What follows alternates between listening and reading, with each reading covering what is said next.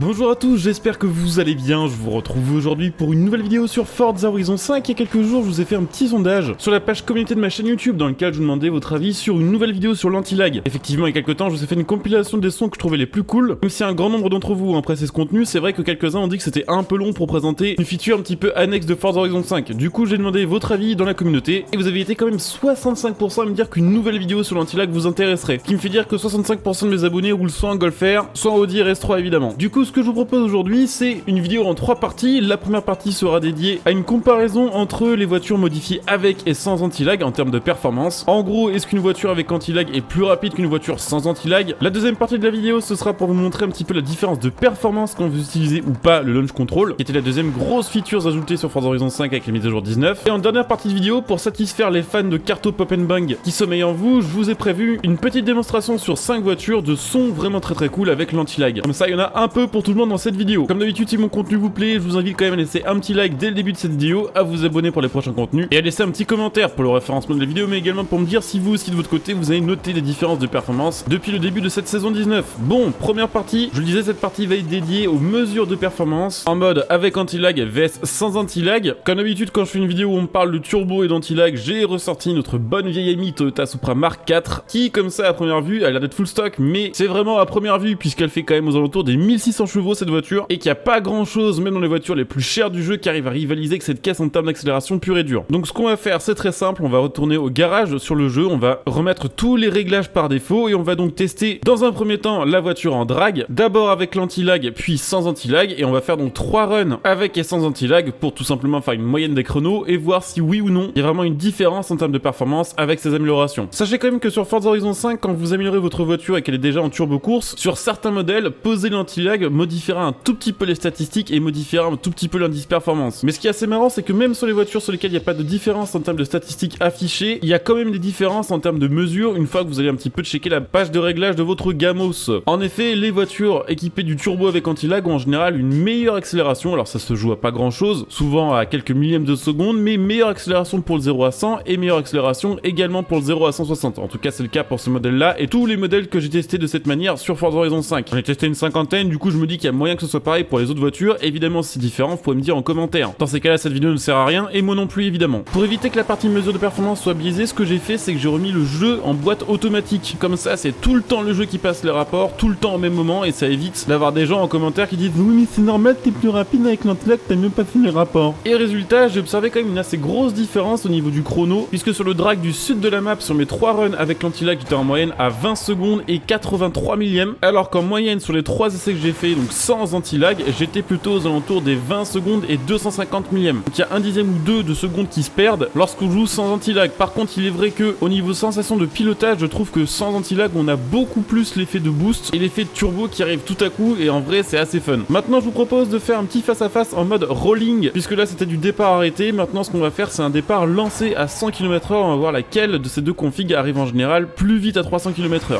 Au montage, je vais donc essayer de vous synchroniser les deux essais. À gauche, ce sera la version avec anti-lag et à droite, sans anti-lag, et clairement, là aussi, il y a une belle différence de performance. C'est bien plus réactif et bien plus rapide pour se lancer. Résultat, on atteint 300 km/h, un petit chouïa avant la version sans anti-lag. Ça se joue à pas grand chose de toute façon, comme pour le départ arrêté, mais il y a tout de même une petite différence. Maintenant, on se teste vite fait les différences entre le launch control, un départ avec le régime à bloc et un départ avec le régime le plus bas possible. Donc à gauche, c'est le launch control, au milieu, c'est régime à bloc, et à droite, c'est régime le plus bas. Sans surprise, avec le launch control, on est un chouïa plus rapide qu'avec les autres. Par contre, là, je suis assez surpris, c'est que en pneu drag, ça apparemment mieux de commencer avec le régime à 0 plutôt qu'avec le régime à bloc. Avec le régime à bloc, on burn un tout petit peu et ça suffit à perdre un chouïa au chrono face à un run vraiment full adhérence. D'ailleurs, petit rappel, mais le launch control depuis la mise à jour fonctionne un petit peu différemment de avant, puisque oui, avant c'était déjà possible d'avoir le launch control, mais c'est une feature un petit peu secrète. Avant, il fallait appuyer sur le freinage, sur l'accélérateur en même temps et switch de rapport pour avoir le régime qui se bloquait au bon régime justement. Maintenant, il faut appuyer sur frein à main plus accélérateur. C'est beaucoup plus simple et ça fonctionne bien mieux qu'avant quand même. On va passer maintenant à la petite partie démonstration de son. J'ai fait une première vidéo il y a quelques jours qui était vraiment centrée justement sur les modifications de son avec l'anti-lag et sur les voitures où c'était vraiment le plus abusé. Je vous invite évidemment à aller voir cette vidéo. Dans celle-ci, ça va être seulement centré sur 5 modèles alors que dans l'autre il y en avait une dizaine. Et là, je l'ai fait un peu plus short. Donc je vais vous laisser profiter du mode Call of Duty de Forza Horizon 5 tranquillement sans ma voix. Juste avant, je fais quand même l'outro de cette vidéo. J'espère que vous aurez passé un bon moment à regarder cette vidéo, même si je sais que certains sont un petit peu saoulés par l'anti-lag. Le côté performance peut vous intéresser même si le son vous saoule un petit peu. Comme d'hab, si vous avez apprécié la vidéo, je vous invite à soutenir la chaîne gratuitement par tous les moyens possibles. En venant me follow sur Twitch par exemple, il y aura une session multi-abonnés très bientôt sur Forza, donc n'hésitez pas à venir follow, n'hésitez pas à utiliser votre Prime si vous l'avez pour me soutenir gratuitement. Pensez à utiliser le lien de soutien sous cette vidéo pour faire vos achats, il y a le lien Strong Gaming pour acheter vos jeux et le lien matal.net pour acheter votre matos. Et puis pour ceux qui veulent soutenir la chaîne et me voir rouler en Golf R avec une carte au Pop and Bang, évidemment je vous invite à devenir des soutiens via le bouton rejoindre cette vidéo, il y a plein de bonus selon le rang que vous choisirez et ça soutient vraiment la chaîne sur le long terme, donc n'hésitez pas à jeter un petit coup d'œil. Allez, je vous laisse profiter de tout ça en toute tranquillité, c'est relatif évidemment, je vous souhaite évidemment une bonne journée, bon jeu et puis à très bientôt pour une vidéo de type news si tout se passe bien. Bon jeu à tous, ciao.